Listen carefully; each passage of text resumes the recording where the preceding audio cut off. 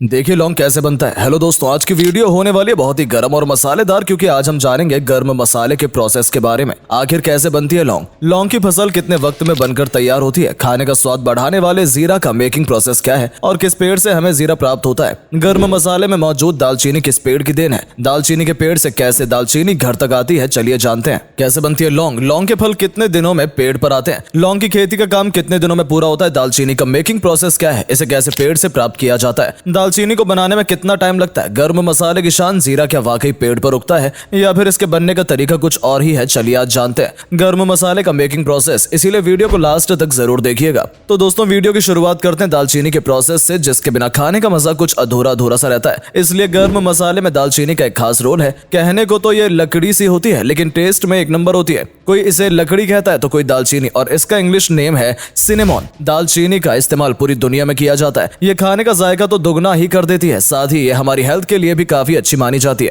वहीं बात करें इसके प्रोसेस की, तो दालचीनी के लिए सबसे जरूरी होते हैं पेड़, जिन्हें लोग दालचीनी का पेड़ कहते हैं। इसके अलावा इन्हें सिनेमॉन वेरम ट्री के नाम से भी जाना जाता है। दालचीनी के पेड़ कुछ ही खास इलाकों में देखने को मिलते हैं, जैसे दालचीनी के पेड़ आपको दक्षिण भारत के कुछ हिस्सों में देखने को मिल जाएंगे। इसके अलावा श्रीलंका में भी दालचीनी के पेड़ तनकर खड़े हुए हैं। दालचीनी के पेड़ों को ऐसी जगह पर उगाया जाता है जहां ज्यादा गर्मी ना हो। बारिश वाले इलाकों में ये पेड़ जल्दी ग्रो करते हैं। पेड़ को लगाने से पहले इनके पौधों को नर्सरी में उगाया जाता है, जिसके लिए दालचीनी के बीज मिट्टी में मिलाकर जमीन में बो दिए जाते हैं। 1 से 2 महीने के दरमियान ये बीज छोटे छोटे पौधे का रूप ले लेते हैं। जब ये सही आकार के हो जाते हैं तो फिर इन पौधों को नर्सरी से निकालकर खुले इलाके खेतों में ले जाया जाता है। और फिर जब ये पौधे कुछ समय बाद अच्छे से बड़े हो जाते हैं तो फिर बारी आती है इनकी हार्वेस्टिंग की, जिसमें पेड़ों की टहनियों की कटाई की जाती है, और ये काम किसानों द्वारा किया जाता है। बता दें दालचीनी के पेड़ों की लंबाई करीब 10 से 15 फीट होने में ही ये लगभग 2 से 3 साल का समय ले लेते हैं। इसलिए दालचीनी को बनाने में काफी टाइम लगता है। बता दें दालचीनी का जो पौधा होता है वो बहुत ही एक्सपेंसिव होता है। इस एक पौधे को करीब 400 रुपए की कीमत पर बेचा जाता है। खैर, टहनियों को काटने के बाद इन्हें गट्ठर में बांधा जाता है और फिर इनके गट्ठर को ट्रक पर लोड करने का काम किया जाता है। फैक्ट्री में पहुंचने के बाद लकड़ी के इन गट्ठरों को सबसे पहले पानी में रखा जाता है और इन पर लगी धूल मिट्टी सब साफ की जाती है। जब इनकी अच्छे से सफाई हो जाती है तो फिर वर्कर्स इन लकड़ी के ऊपर के छिलके को हटाते हैं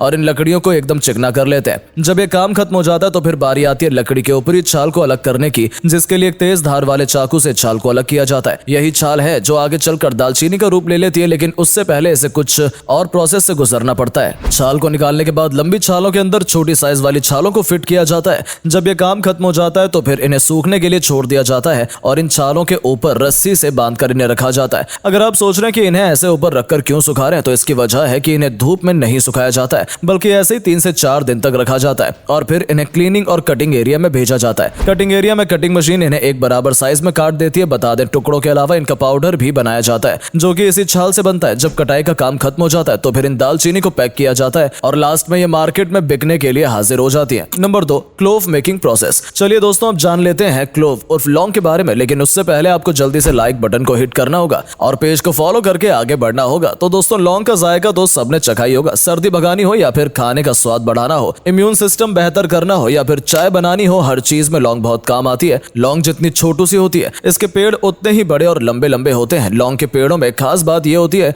कि एक बार फल देने के बाद सालों तक फल देते ही रहते हैं, इसलिए लौंग की खेती में काफी मुनाफा होता है। भारत में कई इलाकों में लौंग के दाम आसमान छू रहे हैं। जी हाँ, आपको जानकर हैरानी होगी कि कुछ इलाकों में तो 1 किलो लौंग 800 से 1000 रुपए तक बिकती है। भले ही लौंग का इस्तेमाल ज्यादा किया जाता है, खासतौर से ठंड इलाकों में, लेकिन इसकी खेती होने में यानी लौंग को उगने में 4 से 5 साल का वक्त आराम से लग जाता है। यही वजह है कि लौंग थोड़ी कम देखने को मिलती है। अगर आप भारत के किसी हिस्से में लौंग के पेड़ बड़े लेवल पर देखना चाहते हैं तो आपको कर्नाटक और केरला में देखने को मिलेंगे, क्योंकि यहीं सबसे ज्यादा लौंग का प्रोडक्शन किया जाता है। बात करें इसके प्रोसेस की, तो सबसे पहले लौंग के पेड़ उगाने के लिए इनके पौधों को उगाने का काम किया जाता है, जिसके लिए इनके बीज तैयार किए जाते हैं और फिर इन्हें सुखाया जाता है। जब ये बीज सूख जाते हैं तो इनके ऊपर की काली स्किन हटा दी जाती है और फिर इन बीजों को हल्की नमी वाली भुरभुरी मिट्टी में दबा दिया जाता है। रोजाना इन्हें पानी दिया जाता है और 6 से 7 महीनों बाद ये बीज थोड़े बड़े होकर पौधों में तब्दील हो जाते हैं। इसके बाद बारी आती है इन पौधों को एक नया घर देने की, जिसके लिए इन्हें प्लांट नर्सरी से निकालकर जंगलों में खेतों में लगा दिया जाता है। अब पौधे तो लग गए, लेकिन इन्हें 10-15 फीट तक बड़ा होने में करीब 5 से 7 साल का लंबा समय लग जाता है और मानसून के मौसम में इन पेड़ों पर फल दिखना शुरू हो जाते हैं। इन फलों की महक इतनी तेज होती है कि आसपास के इलाकों में आप इसे आसानी से सूंघ सकते हैं। जब ये फूल अच्छे से बड़े हो जाते हैं तो फिर इन नाजुक फूलों को बड़ी सेफ्टी से पेड़ से तोड़ लिया जाता है, क्योंकि ये फूल इतने नाजुक होते हैं कि तुरंत टूट जाते हैं। खैर, फूलों को तोड़ने के बाद इन्हें दूसरे इलाकों में लाया जाता है, जहां इन फूलों को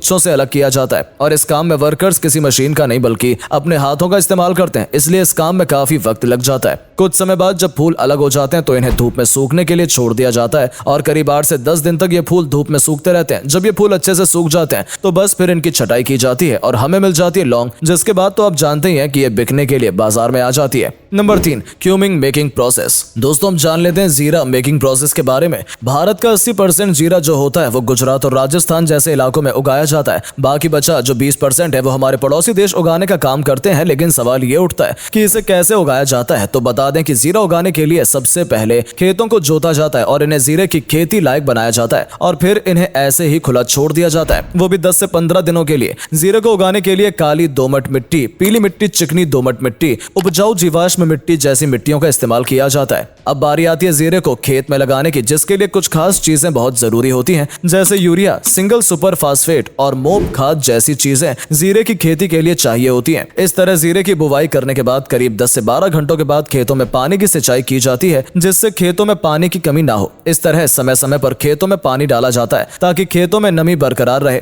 जब फसल में फूल आ जाते हैं तो फिर सिंचाई करने से मना किया जाता है। जीरे के उपज की बात की जाए तो प्रति हेक्टेयर हमें 7 से 8 क्विंटल जीरा आसानी से मिल जाता है। जीरे के बीज और फल का रंग भूरा पड़ जाता है, तब इनकी हार्वेस्टिंग की जाती है। हार्वेस्टिंग करने के बाद जीरे के पौधे को अच्छे से सुखाकर इसके अंदर से जीरे को अलग कर लिया जाता है। इसके बाद फिर जीरे को सुखाया जाता है। इस तरह जीरा बनकर तैयार हो जाता है। तो दोस्तों देखा आपने कैसे गर्म मसाले की फार्मिंग की जाती है। वैसे आपको गर्म मसाले में क्या अच्छा लगता है कमेंट सेक्शन में लिखकर जरूर बताएं। वीडियो पसंद आई हो तो इसे लाइक और शेयर करें और अगर आपने अभी तक हमारे पेज को फॉलो नहीं किया तो जल्दी से इस पेज से जुड़ने के लिए इसे फॉलो कर लें ताकि आगे आने वाली वीडियोस की नोटिफिकेशन आपको सबसे पहले मिल सके। मिलते हैं आपसे अगली वीडियो में, तब तक के लिए bye bye and take care.